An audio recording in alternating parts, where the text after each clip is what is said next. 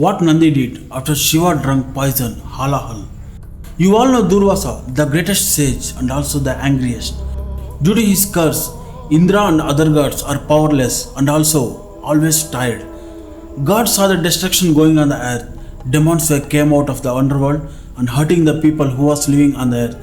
Before several times, the gods and asuras had great wars for thousands of years, but now they are powerless.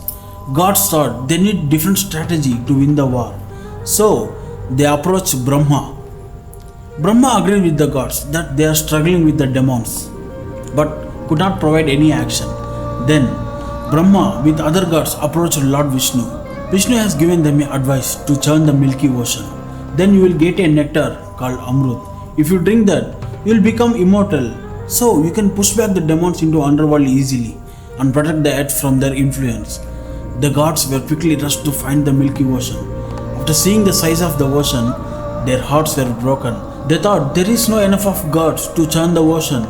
So they took the help of asuras by having an agreement to share the nectar. They took Mount Mandara as a churning rod and placed it in the middle of the Milky Ocean. Immediately the mountain started sinking. Then Vishnu took a form of Kurmautar, means tortoise. He went under the water and held the mountain on his back. And Vasuki, the king of snake, which lives on Shiva's neck, came as a rope, and the snake wrapped the mountain 300 times by pressing the mountain in 7 critical points tightly. The head side of the snake was holding by asuras and the tail was caught by devas.